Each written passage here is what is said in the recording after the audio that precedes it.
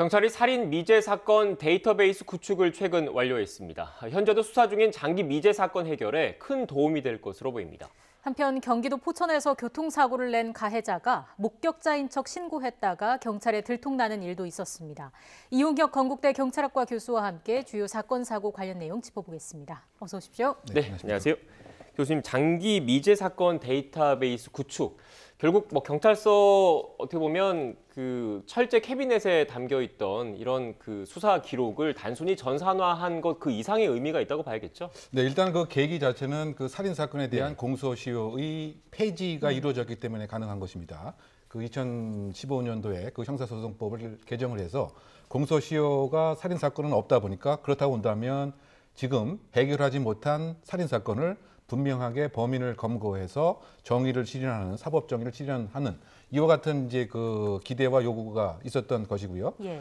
또 지금 그 말씀처럼 이 사건이 상당 부분 오랫동안 지나게 되면 국가의 형벌권 자체가 사실은 법적 안정성을 불안하게 하게 되는 이런 문제가 있을 수가 있고요. 또 핵심적인 것은 과학 수사의 한계가 있을 수가 있었습니다. 시간이 많이 지남으로 인해서 획득되었던 증거의 멸실 훼손이 있는 점. 그런데 지금 DNA의 분석이 혁혁한 발전 때문에 지금 그 이야기할 수 있는 이 공소시효의 존재 제도가 몰각된 거죠. 예. 즉 DNA가 시간이 지나도 범인을 특정할 수 있다고 한다면 지금 미제 사건 전담반을 통해서 해결하지 못한 살인 사건을 분명하게 특정해서 해결할 수 있다. 그래서 그와 같은 그 차원에서 지금 효과성도 일부 발휘하는 것 같고요. 일단은 지금 그 267건에 해당되는 수사 기록이 이 시간이 지나면 또 멸실되거나 훼손되거나 오염되거나 그럴 가능성도 있기 때문에 디지털화한다라고 한다면 원하는 경우, 필요한 경우 상황이 이르렀을 때 신속하게 접근해서 그 사건을 다시 검색할 수가 있고 네. 또 지금 그 17개 그 시도 경찰청 간의 미제 사건 전담반에 이를테면 정보 공유도 사실은 상당 부분 가능할 수가 있겠죠. 뭐 이런 등의 그 기대 효과가 있을 수가 있지 않는가 그렇게 생각해 봅니다. 네, 전반적인 기대 효과를 말씀해 주셨는데 시청자 여러분이 좀 더 쉽게 와닿을 수 있도록 그 교수님께서 앞서 DNA 말씀하셨잖아요. 그런데 얼마 전에 이춘재 연쇄살인 사건도 이 DNA 증거를 통해서 교도소에 있던 이춘재가 그 피의자로 지목이 된 거 아닙니까? 네, 사실은 그렇죠. 그 이춘재 화성 이른바 연쇄살인 사건이 1980년대 중반부터 후반까지 발생을 했는데요. 그때도 사실은 그 여러 유류 증거를 통해서 DNA의 관련성에 관한 정보를 확보를 했습니다만 그때 그 과학 기술로는 분명한 특정을 하지 못했습니다. 그래서 이 중에 피해자의 일부의 이른바 그 당시에 그 용의자의 체액이 오산 경찰서에 그대로 창고에 보관이 되어 있었던 것이죠.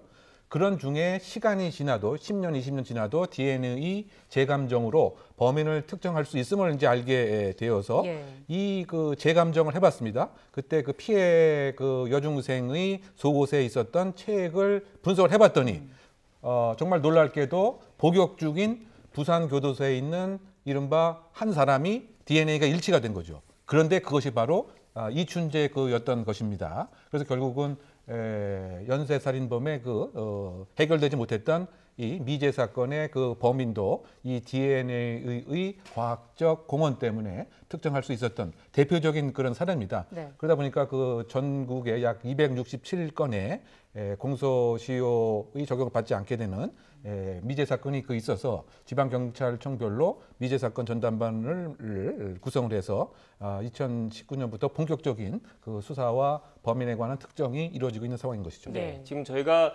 자막과 앞서 그래픽에서 화성 연쇄살인 사건이라는 용어가 나갔는데 그 이춘재 연쇄살인 사건이 공식적인 경찰의 수사 기록이고 특정 지역명을 지금 이렇게 거론하는 것은 옳지 못하기 때문에 이 부분은 저희가 시청자 여러분께 양해를 부탁드리겠습니다. 네. 네. 이번 시스템 구축으로 인해서 분명히 기대되는 부분이 있어 보이는데 통상 그 수사 기간이 얼마나 지나면 장기 미제 사건이라고 부르나요? 일반적으로 이제 그 현장에서 5년이 지나고 되면 이 사건을 지방청의 미제 사건 전담반으로 이렇게 이첩을 하게 되는 형식을 취하고 있습니다. 예. 네. 근데 사실 살인 사건의 경우에 있어서 예를 들면 하루가 지나게 되면 검거할 수 있는 확률이 50% 이상 떨어진다. 이런 선행 연구 결과도 있긴 합니다. 물론 이제 한국의 이 살인 범죄 검거율은 이른바 다른 국가에 비해 상당히 그 높은 것은 사실입니다. 약 98% 이상 검거가 되고 반면 미국 같은 경우 과학 수사가 많이 발전이 되었다고 하더라도 평균이 65%그 남짓입니다. 그럼에도 불구하고 어쨌든 완전 범죄는 없다라고 하는 그 중요한 시그널 신호를 보낼 필요가 그 있기 때문에 이런 그 미제 사건의 전담반의 과학 그 수사를 이용한 그 같은 것은 이제 분명한 것이고요.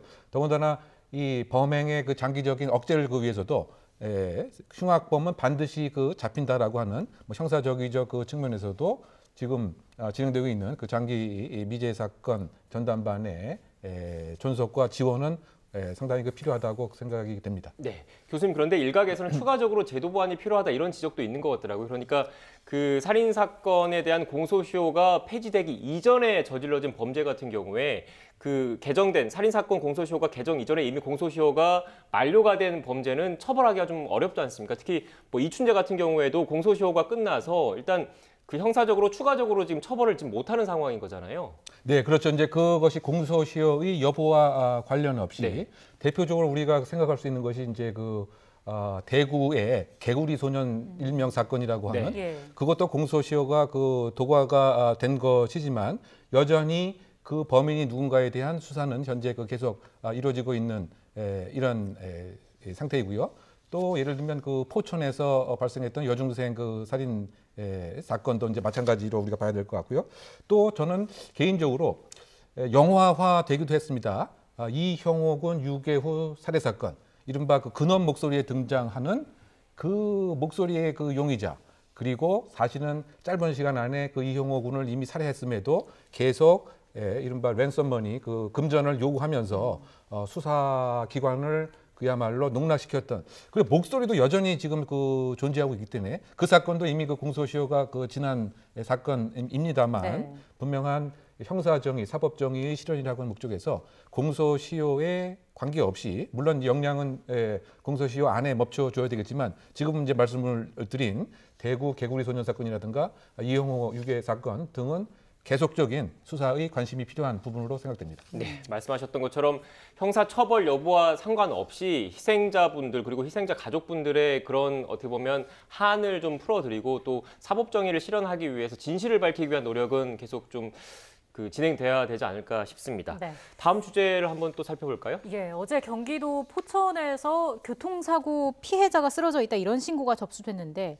이게 경찰이 수사해봤더니 신고를 한 사람이 목격자가 아니라 사고를 낸 사람이었다고요. 네, 그렇습니다. 그 이제 새벽 그 시간에 40대 남성이 쓰러져 있다라고 하는 이른바 신고가 그 이루어졌는데 네. 주변에 CCTV 등을 분석을 했더니 이 신고자가 선의의 단순한 신고자가 아니고 사실은 우리가 속칭 그 뺑소니 범죄자였다라고 하는 이제 것이 밝혀진 것입니다. 즉 바꿔 얘기하면 특가법상 예를 들면 그 도주 치사의 혐의가 지금 예. 있는 것이죠.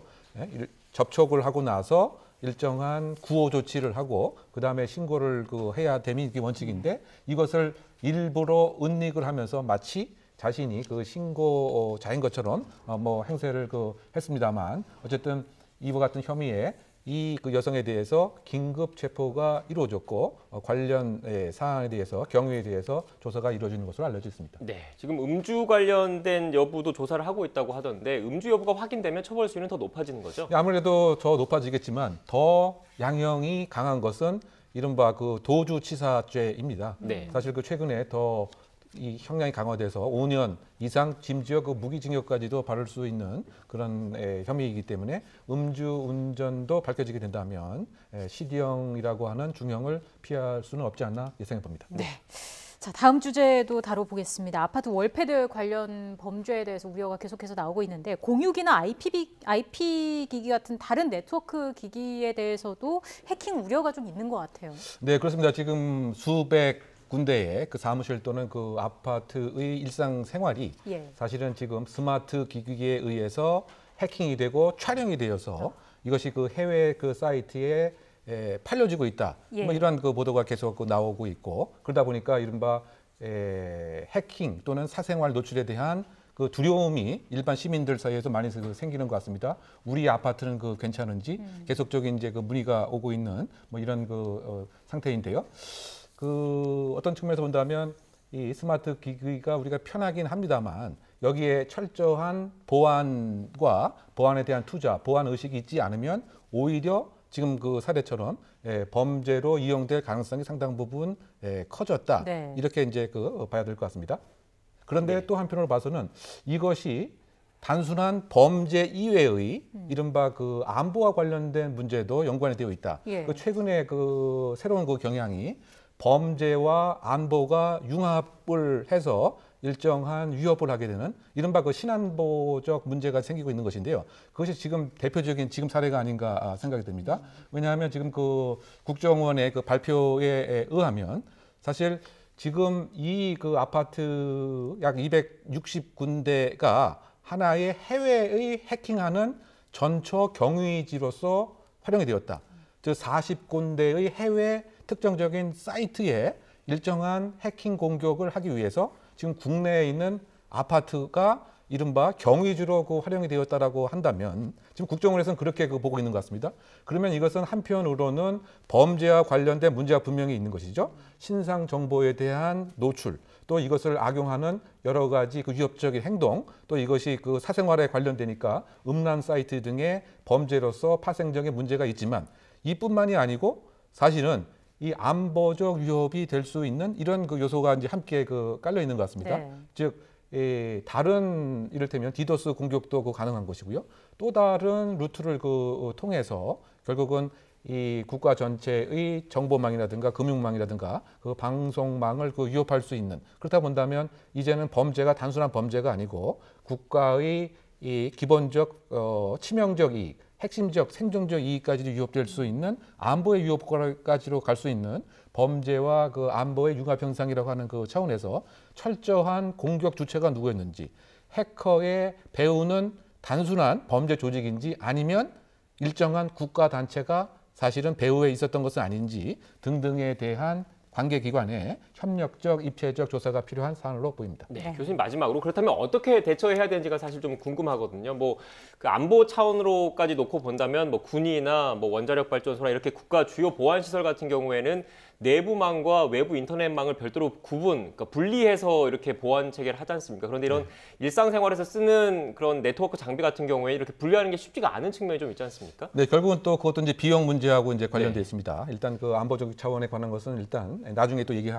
하기로 하고요. 그 미시적 차원에서 보면 지금 아파트 그 관리에 있어서 이와 같은 이제 망 분리를 함을 이제 원칙으로 해야 됩니다. 그러면 이와 같은 해킹 등이 일어났을 때 그 세대만 한정적으로 문제가 되기 때문에, 그런데 이 아파트 전체로 이렇게 번질 수 있는 것이기 때문에 이런 망 분리를 그 필요하고 의무화하는, 지금 새로 짓는 아파트뿐만이 아니고 과거에 있었던 아파트에도 소급해서 이와 같은 의무 조항을 만든다든가, 또 그러면 그 이외에도 예를 들면 여러 가지 보안 수칙을 철저히 지킬 필요가 있죠. 여러 가지 지금 IP 기구라든가 공유기라든가 뭐 이런 것들도 주기적으로 암호를 바꾸고, 또 사실은 처음에 구입하거나 신설됐을 때 기존에 있었던 암호를 그대로 그냥 사용하는 경우도 또 그 많이 있기 때문에 뭐 이런 것이 하나의 또 대안이 될 테이고, 좀 미시적이긴 합니다만 지금 카메라가 작동되는 것 같다고 하는 문제도 있기 때문에 네. 뭐 카메라를 다른 테이프로 가린다든가 뭐 이런 것 등도 그 필요합니다만, 유력하게 되면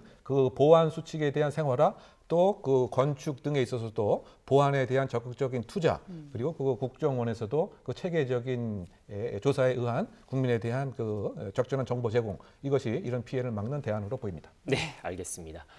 지금까지 이웅혁 건국대 경찰학과 교수와 함께 주요 사건 사고 짚어봤습니다. 오늘 말씀 고맙습니다. 고맙습니다.